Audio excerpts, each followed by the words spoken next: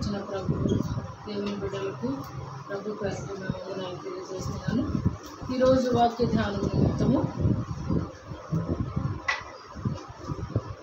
యోహాను సువార్త 7వ అధ్యాయము 37, 38, 39 వచనాలను చదువుతున్నాను. యోహాను సువార్త 7వ అధ్యాయము 37, 38, 39 వచనాలు. ఆ పండుగలో మహాదినమైన అంత్యదినమున యేసు నిలిచి, ఎవడైనను దప్పికొనిన ఎడల నా యొద్దకు వచ్చి దప్పి తీర్చుకొనవలెను. నా యందు విశ్వాసముంచు వాడెవడో లేఖనము చెప్పినట్టు వాని కడుపులో నుండి జీవజల నదులు పారునని బిగ్గరగా చెప్పాను. తన యందు విశ్వాసముంచు వారు పొందబోవు ఆత్మను గురించి ఆయన ఈ మాట చెప్పాను. చాలు. దేవుని తన పరిశుద్ధ వాక్యమును దీవించుకున్నాను. ఈరోజు వాక్య ధ్యానము, వాని కడుపులో నుండి జీవజల నదులు వాని కడుపులో నుంచి. ఇది ఎవరి కడుపో ఏమిటో ఇక్కడ సందర్భం ఏంటి అని అంటే, అక్కడ యెరూషలేములో ఒక మహా పండుగ జరుగుతుంది. ఆ పండుగలో ఆ చివరి దినాన అంత్యదినమున యేసు నిలిచి, ఎవడైనాను దప్పికొనిన ఎడల నా యొద్దకు వచ్చి దప్పి తీర్చుకోగలరు. సాధారణంగా పండుగ జరుగుతుంది అని అంటే పండుగలలో సమృద్ధి ఉండదు, విడి దినాలలో ఉండదు, అంత సమృద్ధి ఉండదు కదా. మనం కూడా మన ఫెస్టివల్స్ చేసుకునేటప్పుడు ప్రతిరోజు చేసుకున్నట్టుగా అయితే అది పండుగ కాదు. దానికి స్పెషల్గా ఉంటాం. బట్టల విషయంలో, ఫుడ్ విషయంలో, టిఫిన్ విషయంలో, ఇంటి విషయంలో కదా. ఎప్పుడు లేని శుభ్రమంతా ఆ రోజు వచ్చేస్తుంది, ఎందుకంటే పండుగ. అయితే ఇక్కడ ఈ పండుగ దినాన ప్రభువారు అంత సమృద్ధిగా ఉండేటువంటి, అంటే ఇష్టం వచ్చినదంతా చేసుకుని తింటాం కదా. ఇష్టం వచ్చినంత ప్రతిరోజు డ్రింక్ పెట్టుకో, కానీ ఆ రోజు డ్రింక్ పెట్టుకుంటారు. కొంతమంది ఫెస్టివల్స్కి డ్రింకర్స్ అయితే ఇంకా పండుగ కదా, ముందే అడ్వాన్స్గా తాగి అవసరమైతే ఇంకేదో ఎక్కించుకొని కిక్కు అలా సిద్ధంగా ఉంటారు తినడానికి. మరి పండుగ అంటే అంత సమృద్ధిగా ఉన్న సమయంలో ప్రభువారు ఏ విషయంలో మాట్లాడుతున్నారో కూడా ఇక్కడ మనకి చాలా స్పష్టంగా చెప్పారు. ఆయన ఈ తిండి విషయము, ఈ త్రాగుడు విషయం గురించి ప్రభు ఎప్పుడు మాట్లాడలేదు. ఫుడ్ విషయంలో ప్రభు ఎప్పుడు మాట్లాడాలంటే, ఇప్పుడు మీకు జ్ఞాపకం రావచ్చు, ఏంటి అబద్ధం చెప్తున్నారు, 5 రొట్టెలు 2 చిన్న చేపలు, మరి ఆహారమే కదా. కనీసం వాళ్ళు 3 రోజుల నుంచి ఆహారం తినలేదు కాబట్టి ఆ రోజు వాళ్ళకి ఏమన్నా పెట్టకపోతే కళ్ళిదిరి పడిపోతారు. చాలా మార్గాయాసం చేత వచ్చారు. అది వాళ్ళకి కావలసిన కనీస ఆహారం, కనీస బాధ్యత. కానీ ఇక్కడ ప్రభు మాట్లాడుతున్న మాట ఆత్మ సంబంధమైన దాహార్తిని గురించి మాట్లాడుతున్నారు. ఆత్మ సంబంధమైన దాహం ఇక్కడ చెప్తున్నారు. విశ్వాసం ఉంచువారు, తన యందు విశ్వాసం ఉంచువారు పొందబోవు ఆత్మను గూర్చి ఆయన ఈ మాట చెప్పాను. ఇక్కడే చాలా స్పష్టంగా ఉంది, మనం ఎక్కడ వెతుక్కోకుండా. కాబట్టి ఈ ఆకలి లేదా ఈ దప్పిక దేనికి సంబంధించిందని అంటే ఆత్మ సంబంధమైనది. ఇక్కడ ఇంకా కొంచెం లోతుకు వెళ్తే, పండుగ అనేది ఫీస్ట్ కోసం కాదు కదా. ఫెస్టివల్ అనేది ఎప్పుడు కూడా మనం శరీర సంబంధమైన ఫుడ్కి ప్రయారిటీ కాదు, ఆరాధనకి ప్రయారిటీ లేకుండా అది పండుగ అవ్వదు. ప్రభువుని ఆరాధించకుండా ఆ పండుగ దినం గడవదు. అందుకనే పండుగలప్పుడు ఒంట్ల మీద పడి చర్చికి రారనో ఏమో తెలియదు, కానీ 4 గంటలకి ఆరాధన పెడతారు. ప్రతిసారి మేము టైం ప్రకారం పెడతారు. పండుగ అది భక్తి అని నేను అనుకోను. అంటే ఇక్కడ చెప్తున్నటువంటి మాట, మనము ఏది ఫెస్టివల్ చేసినా, ఏ పండుగ జరిపించుకున్నా ఆత్మ సంబంధమైన ఆరాధన లేనిది అది పండుగ కాదు అని నాకు అనిపిస్తుంది. సమరయ స్త్రీతో కూడా ప్రభువారు మాట్లాడుతూ ఆమెతో ఏమంటారంటే చూద్దాం. 4వ అధ్యాయము, అదే సువార్త 4వ అధ్యాయంలో 14వ వచనంలో, ఈ నీళ్లు త్రాగువాడు నేనిచ్చు నీళ్లు త్రాగువాడు ఈ నీళ్లు త్రాగు ప్రతివాడును మరలా దప్పికగొను. నేనిచ్చు నీళ్లు త్రాగు వాడెప్పుడును దప్పికగొనడు. నేను వానికిచ్చు నీళ్లు నిత్య జీవముకై వానిలో ఊరెడు నీటి బుగ్గగా ఉంది. చూసారా, ఈ లోకరీత్యా ఈ బావిలో నీళ్లు త్రాగేవాడు మళ్ళీ గంట తర్వాత గంటన్నర తర్వాత మరలా దాహనేస్తుంది. కానీ నేనిచ్చే నీళ్ళు అలాంటివి కాదు. ఇప్పుడు ఈ సమరయ స్త్రీతో ఇక్కడ చక్కగా చెప్తున్నాడు, నేను ఇచ్చే నీళ్ళు ఎందుకు కోరుకోనంటే నిత్య జీవముకు. అంటే ఇప్పుడు మనకు అర్థమైపోతుంది అక్కడ నీళ్ళు ఏమిటో ఇక్కడ నీళ్ళు ఏమిటో అని కూడా మనం గమనిస్తే కదా, ఈ రెండు కూడా ఒక సందర్భానికి సంబంధించిన మాటలే అనేది మనకి స్పష్టంగా అర్థమవుతుంది. ఇక్కడ కూడా ఆత్మ సంబంధముగానే ఆయన అనుగ్రహించేటువంటి మాటలు, ఆయన ఇచ్చేటువంటి ఆత్మ కొరకే ఈ దప్పిక అనేది మనకి ఇక్కడ చాలా స్పష్టంగా తెలుస్తుంది. అందుకనే ఈయనే అంటాడు, యోహాను భక్తుడే అంటాడు తన ప్రకటన గ్రంథం 21వ అధ్యాయంలో 6వ వచనం ఆయన నాతో ఇట్లా సమాప్తమైనది, నేనే ఆల్ఫాయు ఒమేగయు, అనగా ఆదియు అంతమునై ఉన్నవాడను. దప్పికొను వానికి జీవజలముల కుక్కలోని జలమును నేను ఉచితముగా అనుగ్రహించు. ఇక్కడేమో సమరయ స్త్రీతో అంటున్న మాటేమో, అమ్మ నేను ఇచ్చే నీళ్లు నిత్య జీవముకై వానిలో ఊరేడు నీటి బుగ్గ. కానీ ఇక్కడేమంటున్నాడంటే దప్పికొని వానికి జీవ జలముల బుగ్గలోని జలమును నేను ఉచితముగా ఇస్తును. అంటే ఇక్కడ ప్రక్కనేమంటున్నాడంటే జయించువానికి. ఇక్కడ ఈ చెప్పిన ఈ 3 మాటలు కూడా ఒక్క మాటలే, ఒకటే. ఆ మాటలు మనకు అర్థం కావాలంటే చూద్దాం. ఇక్కడ 7వ అధ్యాయము 63వ వచనము, ఆత్మయే జీవింపచేయుచున్నది, శరీరము కేవలము నిష్ప్రయోజనం. నేను మీతో చెప్పి ఉన్న మాటలు ఆత్మయు, అంటే యోహాను సువార్త 6వ అధ్యాయము, నేను మీతో చెప్పిన మాటలు ఆత్మయు జీవమునై ఉన్నవి. ప్రభు చెప్పినటువంటి ఈ 3 సందర్భాలు కూడా ఏమిటిని సూచిస్తున్నది అని అంటే దేవుని పరిశుద్ధాత్మను, రెండవది నిత్య జీవమును. జీవము అని అంటేనేమో శరీర సంబంధమైనది, ఆత్మ అంటేనేమో పరిశుద్ధాత్మ మనల్ని జీవింపచేసేది అనే అర్థాన్ని ఇస్తున్నది. కాబట్టి దప్పిక, యెషయా భక్తుడు కూడా అంటాడు తన 55వ అధ్యాయంలో, దప్పిక కొనిన వారులారా నీళ్ల యొద్దకు రండి. మీకు దప్పికైతే ఆ నీళ్ళు ఎవరు అని అంటే ఇక్కడ సమరయ స్త్రీతో అంటున్నాడు, ఆ నీళ్ళు ఇచ్చేవాడను నేనే అని ప్రభువారు అంటున్నారు. ఆ నేనిచ్చే నీళ్లు త్రాగితేనేనమ్మా నీవు దప్పిక కొనవు. ఈ లోకరీత్యా ఈ బావైనా ఏ బావైనా అబ్రహాము త్రవ్వినా, యాకోబు త్రవ్వినా, ఇస్సాకు త్రవ్వినా బావిలో నీళ్లు త్రాగితే మరలా నీకు దప్పిక అవుతుంది. కానీ నేనిచ్చే నీళ్లు త్రాగితే నీకు ఎప్పటికీ కూడా దప్పిక అవ్వదు. అది ఎందుకు వరకు అని అంటే నిత్య జీవముకై ఊరేడు. అంటే ఇప్పుడు ప్రభువు ఆయన బుగ్గగా కనబడుతున్నారు. మనం మొట్టమొదటిగా 6వ అధ్యాయంలో చదివినటువంటి మాట ఏమనుంది అని అంటే కడుపులో నుండి జీవజల నదులు ప్రవహించును. బుగ్గ ఎక్కువ నదులు ఎక్కువ బుగ్గ ఎక్కువ, ఏమండి? నదే ఎక్కువ ప్రవహించే నది. కాబట్టి ఇక్కడ దేవుడు మననేమంటున్నాడు, జీవజల నదులు మారును. ఆయన ఏమంటున్నాడంటే ఎవరికైతే దాహమై ఉంటారో జీవజల బుగ్గలోని నీళ్లు నేను ఉచితముగా త్రాగనిస్తాను అంటున్నాడు.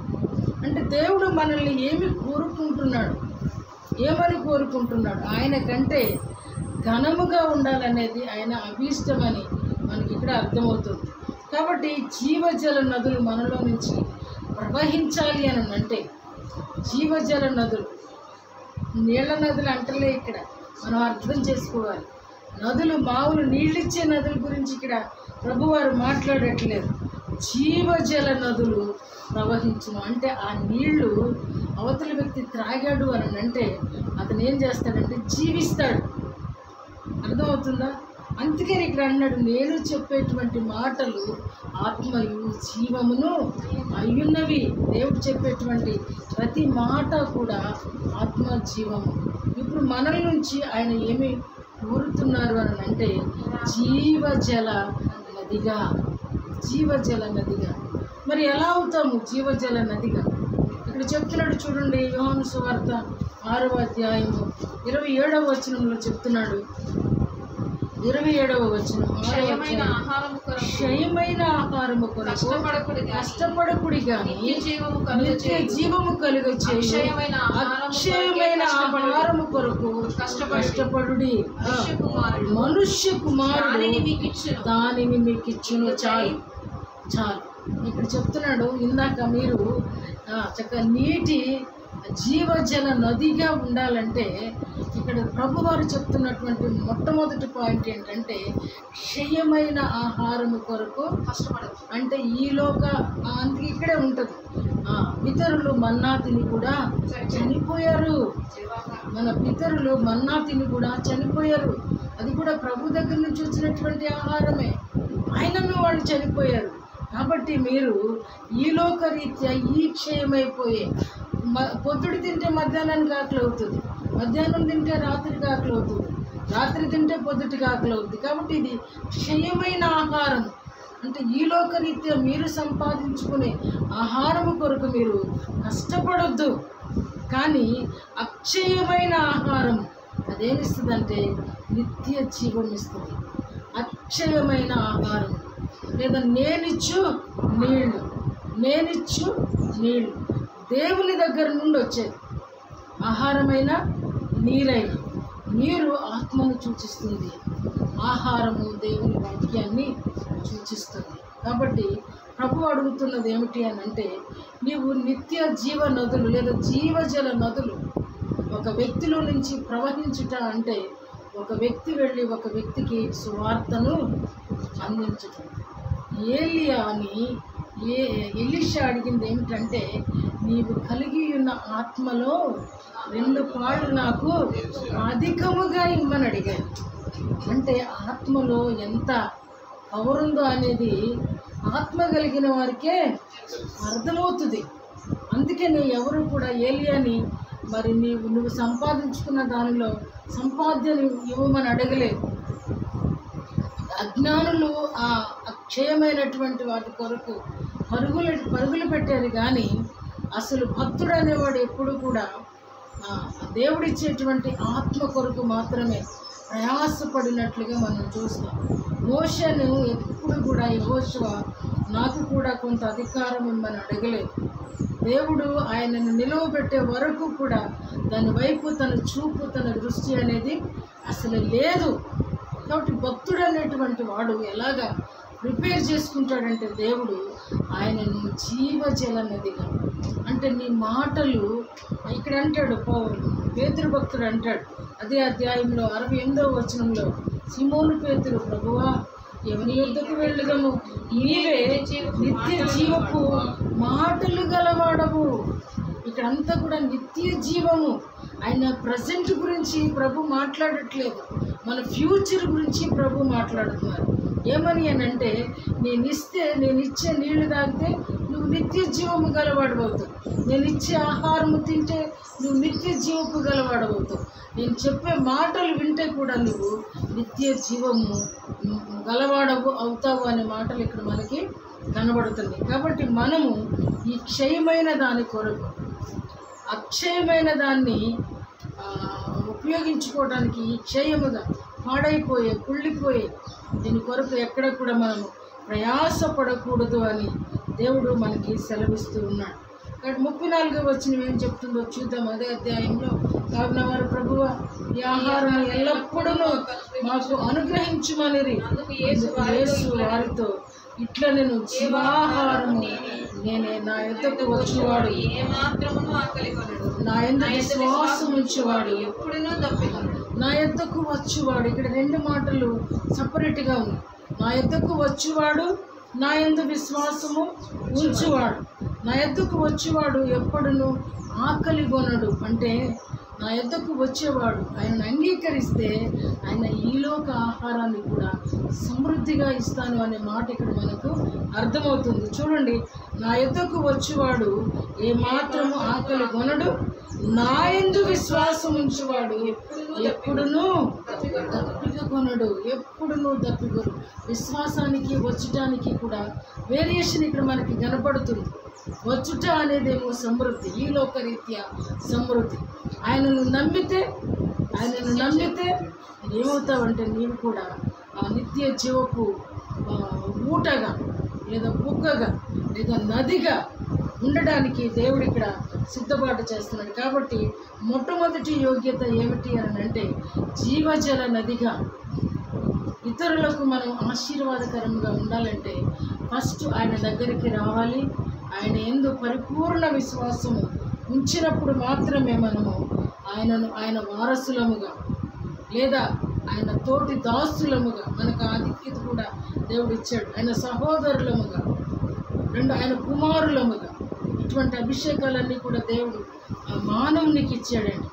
ఈ సృష్టిలో ప్రతి దాని యందు కూడా ఆయన తృప్తి చెందినా సరే మనకంటే ప్రేమ కలిగి ఉంటే పక్షులు కూడా కొన్ని కాకులు గూళ్ళు పెట్టినప్పుడు కనీసం పిచ్చుకలను కూడా చెట్టు మీదకి రానిట్లేదు. పిచ్చుకలు కానీ ఉడతలు కానీ దొండలు కానీ అసలు ఏది కూడా చెట్టు మీదకి రానిట్లేదు. కారణం ఏమిటి అంటే సృష్టిలో తల్లి ప్రేమ ఎంత గొప్పదో, తండ్రి ప్రేమ ఎంత గొప్పదో. 2 కాకులు చెట్టు మీద ఉంటాయి, ఎప్పుడు అక్కడే ఉంటాయి. ఆ చెట్టు దగ్గరికి వచ్చిందంటే 2 వచ్చేస్తాయండి. ఎంత శ్రద్ధ! ఇటువంటి ప్రేమ దేవుడు ప్రతి సృష్టములో పెట్టాడని అనుకుంటాను. కాబట్టి మన జీవితాలలో కూడా ఈలోక సంబంధమైన ఈ ప్రేమ, ఈ పక్షులు ఇంత ప్రేమ చూపిస్తాయి, కానీ రెక్కలు వచ్చిన తర్వాత ఇవి చెప్పకుండానే ఎగిరిపోతాయి పిల్లలు. అయితే మానవుడు అట్టివాడు కాదు. మానవునికి ఆ చిన్న బాధ్యతే కాదు. వాటి కాలం వచ్చినప్పుడు అవి చనిపోతే వాటికి తీర్పు లేదు, వాటికి పరలోకం లేదు. అవి నాశనం అయిపోతాయి, లేదా చీకిపోతాయి, లేదా మట్టిలో కలిసిపోతాయి. కానీ మానవుడు అలా ఆ జీవితము అట్లా ఆగిపోయే జీవితాలు కాదు. మన జీవితానికి ఎండ్లెస్, మనకు ముగింపు లేనటువంటి జీవితాలు. ఎందుకనంటే ఇక్కడ ఓవేళ కళ్ళు మూసిన శరీర రీత్యా పుట్టిన ప్రతివాడు చనిపోవలసి ఉన్నది. కాబట్టి చనిపోయినప్పటికీ వెంటనే పరలోకంలో మన జీవితము ప్రారంభించబడుతుంది. మన జీవితం అక్కడ స్టార్ట్ అవుతుంది ప్రభుత్వం. అందుకే అంటున్నాడు, జయించిన వానికి ఆ యొక్క నీటి బుగ్గలో ఉన్న ఆ నీరు తాగేటువంటి ధన్యత లభిస్తుంది. కాబట్టి ఈ జీవితంలో మనకున్నట్టు ఈ విశ్వాస జీవితంలో ఆయన దగ్గరికి రావడం ఒక ఎత్తు, ఆయన విశ్వాసం ఉంచడం ఒక ఎత్తు. 3వ పాయింట్ ఏంటంటే ప్రతి పరిస్థితిని జయించడం. ఈ నీళ్లు త్రాగినంత సులువైనది కానే కాదు. ఈలోకరీత్యా మంచినీళ్ళు తాగినంత సులువు, మనం ఈలోకరీత్యా ఆహారం తింటున్నంత సులువైనది కాదు.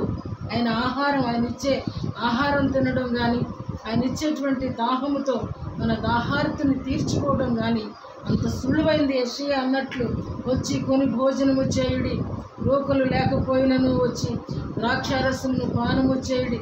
ఇంత ఈజీ కాదు, ఇంత ఈజీ కాదు. ఆయన దగ్గరికి వచ్చేటప్పుడు విశ్వాసంతో రావాలి.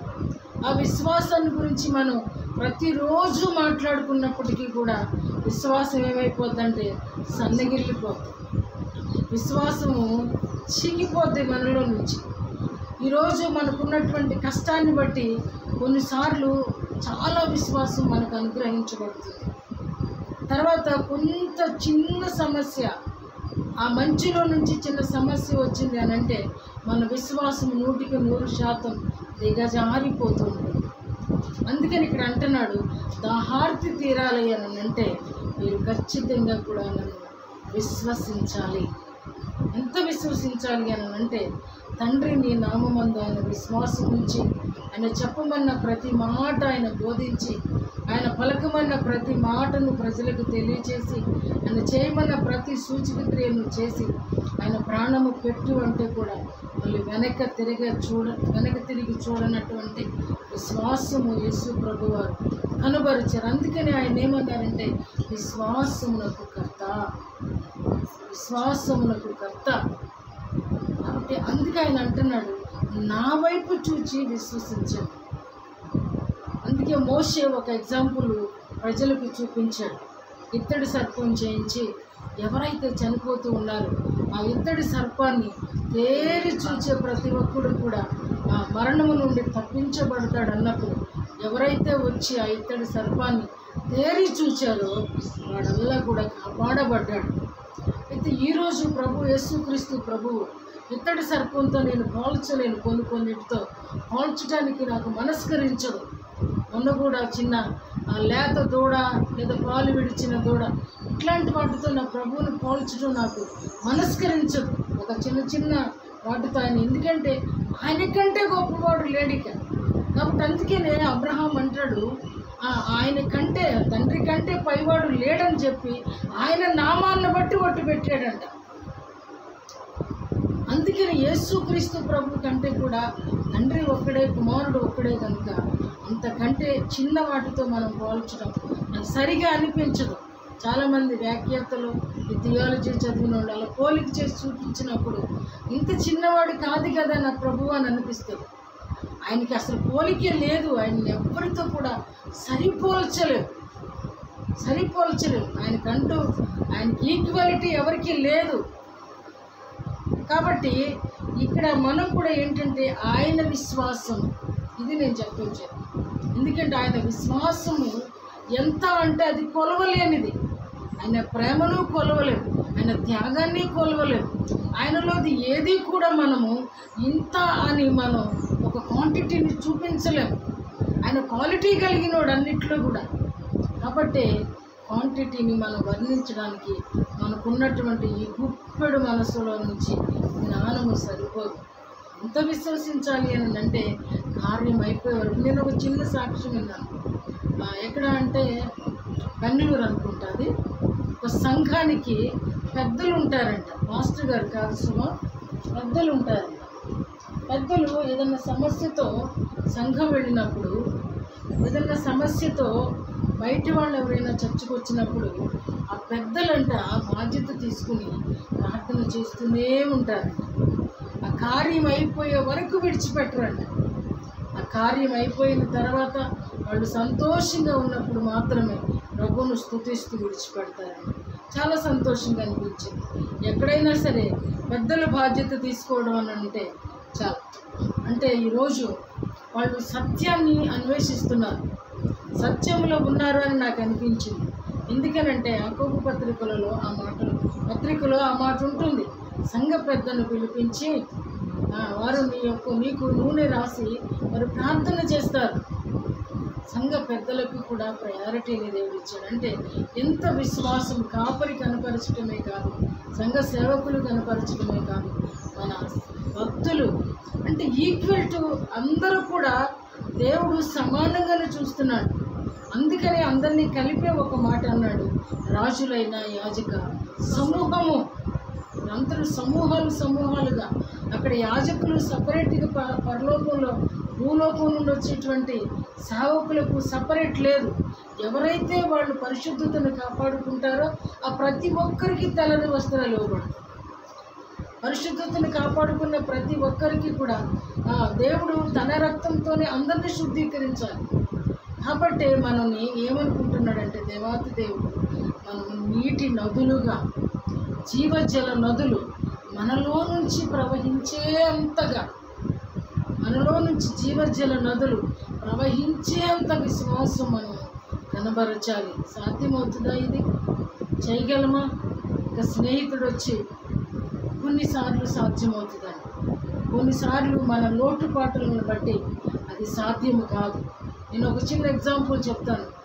చుక్కు బీటెక్ చదివేటప్పుడు వాడు ఫ్రెండ్స్ వచ్చి ఇక్కడ ఎగ్జామ్స్ ముందు చదువుకునేవాడు. వాళ్ళ ఫెయిత్ ఏంటి అని అంటే ఇక్కడ నుండి చదివితే సహాయం దొరుకుద్ది అని, ఇది దేవుని ఇల్లు అని. అయితే ఒకరోజు వాళ్ళల్లో వీడి ఫ్రెండ్ ఒకడున్నాడు, పేరు నేను మర్చిపోయాను, వాడిని బలిగాడు అనేవాళ్ళు అన్నమాట. అయితే వాడు వీళ్ళందరూ చదువుతూ ఉంటే వినేవాడు, వాడు చదివేవాడు కాదు, సోఫాలో పడుకుని వీళ్ళందరూ పైకి చదువుతూ ఉంటే వాడు వినేవాడు, అలాగే నిద్రపోయేవాడు. ఒకరోజు వాడికి దర్శనం అనుకుంటా, ఒక ఏదో మొత్తానికి ఇక్కడ దేవదూతలు ఉన్నట్లు, దేవుని ప్రజెన్స్ ఉన్నట్లు, మొత్తానికి వాడు విని రాసి అన్ని సబ్జెక్టులు రాసాడు. ఎందుకు అనంటే, నేను ఎందుకు చెప్తున్నానంటే అతను విశ్వసించాడు. ఇది దేవుని ఇల్లు, ఇక్కడి నుంచి మనం ఏమి చదువుతామో ఏమి చేస్తామంటే అతని ఫెయిత్ అది. నేను వీళ్ళందరి కొరకు మాత్రం నేను లోపల ప్రార్థన చేసేదాన్ని, ప్రభువా మా ఇంటికి వచ్చి చదువుకుంటున్నారా ఈ పిల్లలందరూ కూడా చక్కగా ఆసమ ప్రయోజకులు అయ్యారు. నిజంగా దేవుడు ఆ విశ్వాసాన్ని అన్నిసార్లు కనబరుస్తామా అంటే కొన్నిసార్లు కనబరచలేం. ఇది మన వల్ల అవుతుందా అని అనిపిస్తుంది.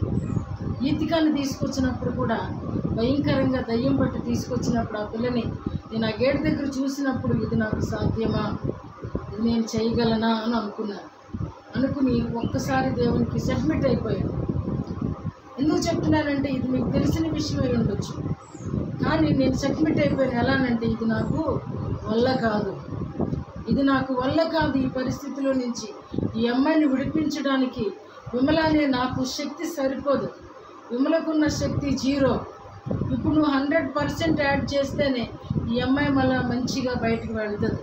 5 నిమిషాల్లో దేవుడు అద్భుతంగా 100% ఆయన స్వాధీనంలోకి తీసుకొని ఆ పిల్లకి క్షేమం ఇచ్చి చక్కగా సంతోషంగా తిని బయటకు వెళ్ళడానికి కృపనిచ్చాడు. 10 రోజులు భోంచేయనటువంటి ఆ అమ్మాయి మరి ఆ రోజు నేను పెట్టిన ఆహారం తిని హ్యాపీగా ఇంటికి వెళ్ళిపోయింది. మరుసటి రోజు వచ్చినప్పుడు అసలు ఈరోజు చూసిన మనిషి ఆ రోజు చూసిన మనిషి కూడా సంబంధం లేదు.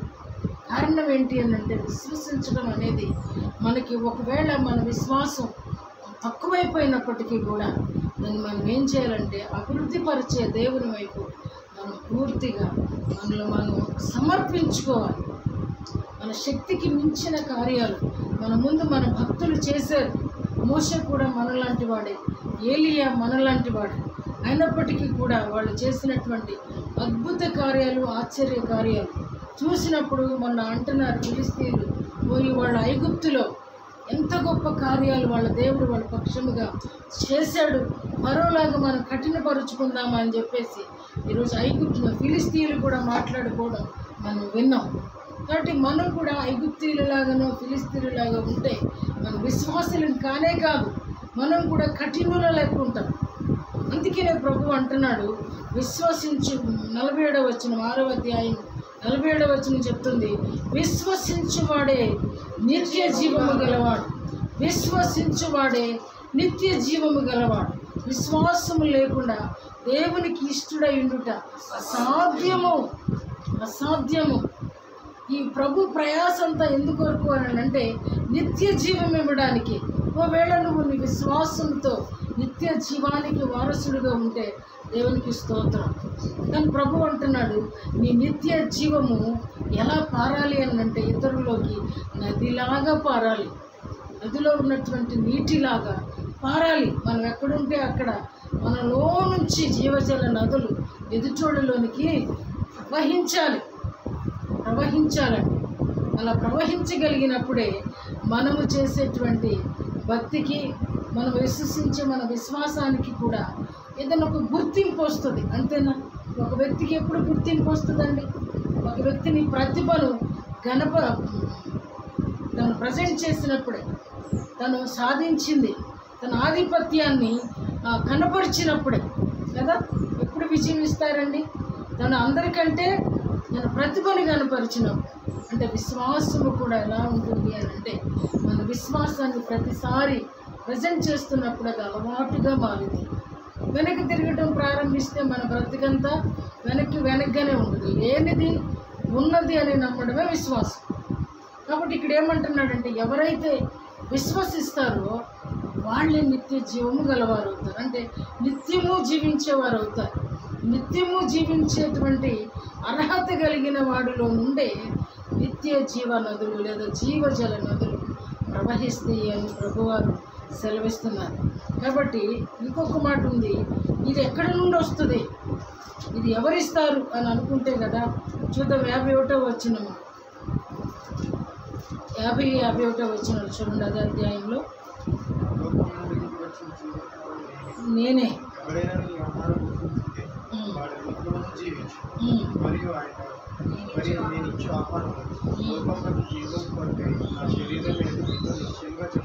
ఇక్కడ తినేటువంటి శరీర రక్తాలు ఏమని చెప్తుందండి, లోకమునకు జీవము కొరకైన నా శరీరమే.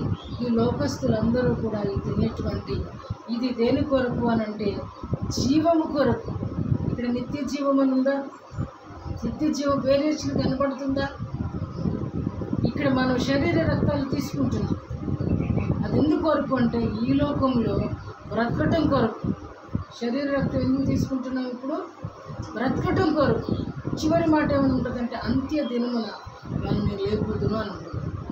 కాబట్టి మనం కూడా ఇక్కడ గ్రహించవలసింది ఏంటి అని అంటే ప్రభు యొక్క శరీర రక్తాలు ఈ లోక సంబంధంగానే, పరలోకంలో మరలా ఆ శరీర రక్తాలు ఇచ్చేటువంటి అవసరత లేదు.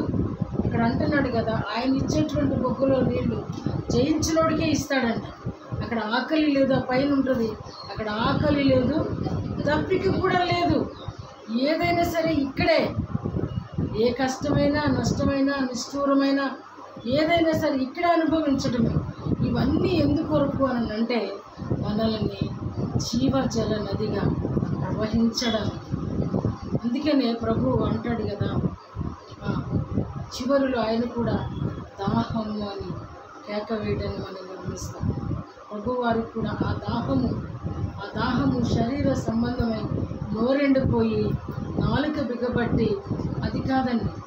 దాహం అంటే నా ప్రజల కొరకే, ఆయన ప్రజల కొరకే ఆయన దాహార్తిని కన్నట్లుగా.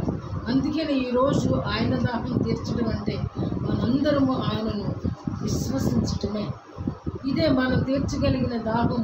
నువ్వేమన్నా కాస్త ఆయనకు ఒక గ్లాసు మంచినీళ్ళు ఇస్తే ఆయన దాహాన్ని తీర్చినట్టు. ఆ గ్లాసు మంచినీళ్ళు ఎవరు అనంటే మనమే. ఎందుకొరకు అనంటే ఆయన కార్చిన రక్తానికి విలువ, ఆయన పొందిన దెబ్బలకు విలువ, గుర్తింపు ఎవరు గుర్తించగలుగుతారు అంటే విశ్వాసం గుర్తించగలుగుతారు. లోకం గుర్తిస్తుందండి ఆయన దెబ్బలను, లోకం గుర్తిస్తుందా?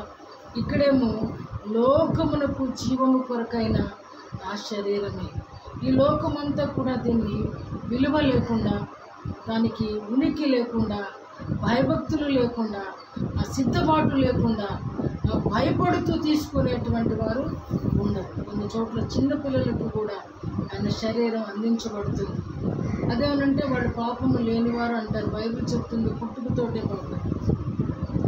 కాబట్టి ఇదంతా కూడా మనం సమర్థించుకుంటాం. ఈరోజు ప్రభు అడుగుతున్న మాట ఏంటంటే నీకు అక్షయమైన ఆహారం, అక్షయమైనటువంటి పానము ఏమిటి అని అంటే నా ఆత్మ, పరిశుద్ధాత్మ మనం పొందుకోకపోతే, పరిశుద్ధాత్మని అనుమతి లేకపోతే, పరిశుద్ధాత్మని క్రియ మనలో లేకపోతే విశ్వాసం ఉంచలేము. విశ్వాసికి ఎలా గుర్తిస్తామనంటే ఆయన ఆత్మతో నింపబడినప్పుడే మనము గుర్తించగలుగుతాం. వీళ్ళందరూ 11 మంది మౌనంగా ఉంటే ఒక శిష్యుడు మాత్రమే అంటున్నాడు, అయ్యా నీవు నిత్య జీవపు మాటలు గలవాడు అని ఇచ్చేటువంటి ఈ దాహము కూడా మనకి నిత్య జీవమును పంచి ఇవ్వడానికి అన్నమాట. నిత్య జీవము కొరకు మాత్రమే ప్రయాసపడమని చెప్తున్నాడు. మరొక మాట చెప్తున్నాడు, రక్తముల గురించి కూడా చూస్తే 54వ వచనము, నా శరీరము తిని నా రక్తము త్రాగువాడే నిత్య జీవము గలవాడు, అంత్య దినమున నేను వాడిని. మరి అక్కడేమో లోకము కొరకైన నా శరీరం అన్న దేవుడు, ఇక్కడికి వచ్చేసరికి మరేమిటి, నా శరీరము తిని నా రక్తము త్రాగువాడు నిత్య జీవము గలవాడు, అంత్య దినమున నేను వాడిని లేపుదును అన్నాడంటే ఎవరైతే విశ్వాసంతో తీసుకుంటారో. ఇందాకేమో జనరల్, ఇప్పుడు మినరల్. కాబట్టి ఎవరైతే విశ్వాసంతో తీసుకుంటారో ఆయన అంత్య దినాన్న, అంటే తీర్పుకు ముందు ఒక దినం ఉంది, ఆ దినాన్న ప్రతి ఒక్కరు కూడా లేపబడతారు. ఎవ్వరు కూడా వాడు అన్యుడవని ఇంకొకడవని సృష్టి ఆది నుంచి చనిపోయిన ప్రతి వాడు కూడా అంత్య దినాన లేపబడతాడు. మధ్యలో ఒకసారి లేపబడతారు. అంతకుముందు ప్రభు లేచినప్పుడు కూడా కొన్ని సమాధులు తెరవబడి కొంతమంది లేచారు, వాళ్ళు చనిపోయారు. ప్రభు లేపిన లాజరు కూడా చనిపోయాడు. ప్రతి ఒక్కరూ చనిపోయారు. కాబట్టి ప్రపంచ అంతమందు అందరం లేస్తాం. ఇప్పుడు ఎందుకొరకు అంటే తీర్పు పునరుద్ధానానికి, జీవ పునరుద్ధానానికి ఆమె లేపబడతాం. కాబట్టి ఆయన ఇచ్చు ఆ నీరు త్రాగేవాడు ఎప్పుడు కూడా దప్పికి కొనడు అని సమరయ స్త్రీతో ఎందుకు చెప్పాడంటే, ఆమె వచ్చింది శరీర సంబంధమైన నీటి కొరకే కానీ ప్రభువు మాట్లాడే మాటలు ఎట్లా ఉంది అని అంటే ఆత్మ సంబంధముగా ఆమెను రక్షించడానికి, ఆమెను అందుకే ఆవిడ అంటుంది చూడండి, నీటి బుక్కగా ఉండునని ఆమెతో చెప్పింది. 4వ అధ్యాయం 15వ వచనం. చేరుకొనుటకు ఎంత దూరం రాకుండానట్లును నీళ్లు నాకు దయచేయమని నేను దప్పిక కొనుక్కుంటున్నట్లును చేదుకుంటాడు. మానవుడు ఎప్పుడు కూడా శరీర సంబంధంగానే ఆలోచిస్తాడు. ప్రభు ఎప్పుడు కూడా ఆత్మ సంబంధంగానే మాట్లాడతారు. ఇక్కడ ఇంకా అర్థం కాలేదు. నేను ఇచ్చే నీళ్లు నిత్య జీవముకైన మాట ఆమెకు అర్థం కాలేదు. ఈరోజు కూడా జీవముకు నిత్య జీవముకు భేదం తెలియకపోతే మనం కూడా నిరర్ధకమే. జీవము అంటే ఈ లోకంలో జీవించడానికి, నిత్య జీవము అంటే సదాకాలము ప్రభుతో కలిసి ఈ యొక్క జీవము జరిగించడానికి, బ్రతికి ఉండడానికి, లేదా ఆయనతో కూడా రాజ్యము చేయడానికి, అది దేవుడు సెలవిస్తున్న మాట. అయితే ఇంకా కొంత సంభాషణ జరిగిన తర్వాత ప్రభు అంటున్నాడు, ఆమెకు అర్థమయ్యేటట్లుగా మాట్లాడుతున్నాడు. అంటే నువ్వు ఆమె బలహీనత ఏమిటో ఎత్తి చూపిస్తున్నట్లుగా మనకి ఇక్కడ కనపడుతుంది. విశ్వాసం రావాలి అని అంటే మన బలహీనత మనకి తెలియాలి. అందుకనే ఏమైనా ఫూల్ చేద్దామన్నా, అలాగే దేవుడు నేను గొప్పవాడిని చెప్పుకుంటాకనేది ఇక్కడ ఉద్దేశం కాదు. ఆమెలో విశ్వాసం నింపాలి అని అంటే ఆమె బలహీనతను గురించి ప్రభువారు తప్పకుండా మాట్లాడాల్సినటువంటి పరిస్థితి ఇక్కడ ఏర్పడింది. కాబట్టి ఆయన అన్న ఆమెతో అన్న మాట, ఈ పెనిమిటిని తీసుకొని రా. అప్పుడు కానీ అంటుంది ఆమె, అయ్యా నీవు సత్యము చెప్పావు, నీవు ప్రవక్తవు. అవును, మన జీవితాలలో కూడా ఇందాక విశ్వసిస్తే నిత్య జీవము అని సెలవిచ్చాడు. కాబట్టి ఈ విశ్వాసము ఎంతవరకు అని అంటే మన బలహీనతలు మొదటిగా మనము చూడాలి. ఎదుటివాడి బలహీనత చూసే ముందు మన విశ్వాసం, మన అపనమ్మకం, మనలో ఉన్నటువంటి వేదన, వీటన్నిటికీ కారణము గ్రహించగలిగితేనే ఆ తర్వాత ఎదుటివాడిలో ఉన్నటువంటి బాధ, ఎదుటివాడిలో ఉన్నటువంటి వేదన, ఎదుటివాడి మనస్సులో ఉన్నటువంటి మాటలు గ్రహించడానికి పరిపూర్ణత వస్తుందండి. కాబట్టి ఇక్కడ విశ్వసించువాడు కలవరపడడు అని దేవుని వాక్యం సెలవిస్తుంది. ఎందుకంటే విశ్వాసం అనేది పటిష్టముగా ఉన్నప్పుడు విశ్వాసము మనకంటే అధికముగా ఉన్నప్పుడు, మన శరీర మనస్సు కంటే అధికముగా ఉన్నప్పుడు అందులో ఇక్కడ అవకతవకలు ఉండవండి. కొన్నిసార్లు గట్టిగా నమ్మేస్తాం, కొన్నిసార్లు ఎంత నమ్ముతామంటే అసలు ఏమీ కనబడినప్పటికీ కూడా స్ట్రాంగ్గా ఉంటాం. మన విశ్వాసము స్ట్రాంగ్ అయినప్పుడు ఆటోమేటిక్గా మన మనస్సు, మన తలంపులు కూడా స్ట్రాంగ్ అవుతాయి. అది ఎప్పుడు అనంటే మన బలహీనతలు మనం ఆయన దగ్గర ఒప్పుకున్నప్పుడు. సమరయ స్త్రీలో ఉన్న బలహీనత కూడా ప్రభు వారు చెప్పిన తర్వాత అప్పుడు అంటుంది, అయ్యా నువ్వు నిజమే చెప్పావు, నీవు ఈరోజు ప్రవక్తవని నేను తెలుసుకుంటున్నాను. అవును, ఆయన ప్రవక్త కంటే గొప్పవాడు అంటాడు. నువ్వు అప్రవక్తగా అన్నప్పుడు ప్రవక్త కంటే నేను గొప్పవాడను అన్నాడు ప్రభు. ఆయన గొప్పవాడు, ఆయన కంటే గొప్పవాడు ఎవరు లేరు, రారు, ఉండరు, ఉండకూడదు. కాబట్టి ఈరోజు ప్రభు అంటున్నాడు, బిడా నువ్వు నిజంగా ఆ యొక్క జీవజల నదిగా నీ ప్రవాహము ఎదుటివాడిలోనికి పంపగలవా? అటు విశ్వాసము నీకుందా? అటు నమ్మకము నీకుందా? అంత ధైర్యంగా ఎదుటివాడిని రాబట్టగలవా? ఎదుటివాడికి నిత్య జీవాన్ని నీ ద్వారా ప్రసాదించగలవా అని ప్రభు అడుగుతున్నాడు. అది మనం సంపాదించుకోవాలంటే ప్రతి పరిస్థితిని జయించుట ముఖ్య కారణం. ఫెయిత్ ఉంచడం ఎంత ముఖ్యమో జయించటము కూడా అంతే ముఖ్యం. చాలాసార్లు జయం ఉండదండి. మన తలంపుల్లే మనం జయించలేం. ఊరుకో అందనుకో మనం కూడా ఏమన్నా నిజమేలే మన వల్ల అవదనుకుంటలేదు, నిరాశలోకి వెళ్ళిపోతాం. బట్ విశ్వసించేవాడు ఎప్పుడు కూడా ఏ విధంగా కూడా కలత చెందడు. పేతురు అవిశ్వాసాన్ని కనబరిచినప్పుడు నీటిలో మునిగిపోసాగెను అని దేవుని వాక్యం సెలవిస్తుంది. అవిశ్వాసం అనేది మనల్ని ముంచేస్తుంది. అవిశ్వాసం అనేది మనల్ని కలవరపెడుతుంది. అవిశ్వాసం అనేది మనల్ని దిగదార్చేస్తుంది. అవిశ్వాసం అనేది మనల్ని ఓడిపోచేస్తుంది. కానీ విశ్వసించేవాడు ఎప్పుడూ కూడా సింహము వలె ఉంటాడు, ధైర్యంగా ఉంటాడు, దేవుడు చేయగలడని నమ్ముతాడు.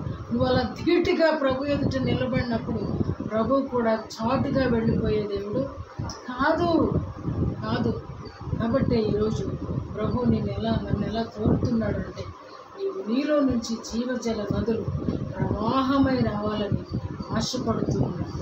నీలో నుండి వచ్చేటువంటి ఆ జీవము ఇతరులలోనికి మరల నిత్య జీవమై ఉండాలని కోరుకుంటున్నాడు. అందుకని ఆయన శరీర సంబంధముగా ఆ తృప్తిని గురించి ప్రభు మాట్లాడలేదు. కానీ నా యొద్దకు వచ్చి దప్పిక తీర్చుకోండి. మొదటిగా ఆయన యొద్దకు వచ్చి మన దప్పిక తీర్స్తేనే ఇతరుల దప్పికను మనము గ్రహించగలుగుతాం. నా యందు విశ్వాసం ఉంచువాడెవడో లేఖనము చెప్పినట్లు వారి కడుపులో నుండి జీవజల నదులు కారును. అవునండి, ఇది దేవుని ఆశ. నీ పట్లది తీసుకుంటావా? ప్రభువా, నిజంగా నేను కూడా నైనా అలాగే నీకు అనుకూలంగా ఉండాలనుకుంటున్నాను. నాలో నుండి కూడా నువ్వు ఆశించినట్లు అటువంటి జీవజల నదులు ప్రవహించాలనుకుంటున్నాయి. ఇక్కడెక్కడ కూడా జీవజల నదులు భూమి మీద లేవు. దీనికన్నా పేరుందా? జీవజల నది అనే పేరు అనుకున్న నదులలో ఏ నదికైనా సరే వాటికి ఒక పేరుంది, కానీ ఏ నదికి కూడా జీవజల నది అనే పేరు లేదు. కానీ ప్రభువు మనిషిని అంటున్నాడు, నీవు జీవజల నది. ప్రయత్నం చేస్తావా? ప్రభు కొరకు ఆరాటపడతావా? ప్రభు కొరకు అవును, ప్రభు నన్నే ఆశిస్తున్నాడు, నా కోసమే మాట్లాడుతున్నాడు, నాతో నన్నే ఇతరుల కొరకు నిత్య జీవపు నదిగా నన్ను చేయాలనుకుంటున్నాడు అనుకుంటే ప్రభువుకు నువ్వు సమర్పించు. ప్రభువా, నేనే ఆ నదిని, నేనే ఆ బుగ్గను, నేనే ఆ బుగ్గలో నీళ్ళు త్రాగేవాడను, నేను అర్హుడను. ఈ రోజు నుంచి నాలో ఉన్న ప్రతి బలహీనత నేను విడిచిపెడతాను. నాలో ఉన్న ప్రతి బలహీనతకు జయము కావాలని నీ దగ్గర ప్రాధేయపడతాను. ఆ విశ్వాసాన్ని నేను కనబరుస్తాను అంటే ఆయన విశ్వసించిన వాడు ఎప్పటికీ కూడా వెనుదిరిగి చూడడు. వెనుదిరిగి చూసిన ప్రతి వాడు కూడా నశించిపోయాడు. ప్రభు మాట వినకుండా వెనక్కి తిరిగి చూసినప్పుడు లోతు భార్య నశించిపోయింది. ప్రభు మాట విశ్వసించకుండా ఉన్నప్పుడు పేతురు దిగిపోయాడు. ప్రభువుని విశ్వాసంతో ఉన్నట్టు నటించిన ఎవరు అననీయ సప్పీరా సర్వనాశనం అయిపోయారు. కాబట్టి విశ్వసిస్తావా? అది 100%. అందులో లోపం ఉందా? మన బలహీనత. మనం అందుకు పొందలేకపోతున్నామని అర్థం చేసుకుని ప్రభువుని కనపరచాలి. కాబట్టి ఆయన ఇచ్చేటువంటి నీరు త్రాగిన వాడు ఎప్పుడు నువ్వు దప్పిపోకొనడు అని అంటే, ఆయన ఇచ్చే నీరేమిటి అని అంటే పరిశుద్ధాత్మ అనే వరము. పరిశుద్ధాత్మ అనే వరము మనలోకి వచ్చినప్పుడు మనం ఎక్కడ కూడా ఏ విషయాల్లో కూడా మన బలహీనులుగా మనల్ని చూడను. ఎందుకంటే ఆయన ఆదరణకర్త, ఆయన పరిపూర్ణుడు, క్రీస్తులో పరిపూర్ణతను పొందినవాడు. కాబట్టి మనల్ని కూడా పరిపూర్ణతలోనికి నడిపించేవాడు, అభిషేకించేవాడు, ఆదరించేవాడు, బలపరిచేవాడు, సమృద్ధినిచ్చేవాడు, లెక్కలేనంత కృపను సమృద్ధిగా అనుగ్రహించేవాడు. అదే ఆ జీవజల ఊట లేదా జీవజల బుగ్గ లేదా జీవజల నది ఎవరంటే, నువ్వు తవ్విన కొలది నదిలో నీళ్లు ఒడిన కొలది ఉరుతాయి. బావిలో నీళ్లు మనం తోడుకున్న కొలది ఉబ్బుతాయి. ఈ గోతులు ఉంటాయి అంటారు, అవి ఊట కూడా మనం తోడిన కొలది సమృద్ధిగా వస్తూ ఉంటుంది. అటువంటి వాడే పరిశుద్ధాత్ముడు. నువ్వు ఎంతగా ఆయన్ని వాడుకుంటావో అంతగా నీలో కోరుతాడు, నాలో కోరుతాడు. ఆయనను నువ్వు ప్రక్కన పెట్టేసి ఆయనతో పని లేదనుకో, ఆయన కూడా గప్చుప్గా కూర్చుంటాడు. అందుకని ఆయన నిన్ను పరిశుద్ధాత్మను పొందుకుంటే మాత్రమే అది సాధ్యం. ఎలాగా అంటే జీవజల నదిగా, ఒక నదిగా, ప్రవహించే నదిగా. అందుకని మనం పాడతాం కదా, నా హృదయంలో ప్రవహింపచేయి, ఆ జీవజల నదిని నాలో ప్రవహింపచేయని మనం పాడతాం. ఎందుకంటే ఆయన ప్రవహిస్తేనే మనం ప్రవహించగలుగుతాం. మనం మాత్రమే ప్రవహించాలి అని అంటే మనం పరిశుద్ధతలో పుట్టిన వారిని కాము అని జ్ఞాపకం చేసుకుంటూ మనందరికీ దేవుడు అటువంటి కృపను సమృద్ధిగా ప్రసాదించాలని కోరుకుంటూ వాక్యాన్ని ముగిస్తున్నాను. దేవుడు తన పరిశుద్ధ వాక్యం దీవించిన గాక. ఆమేన్.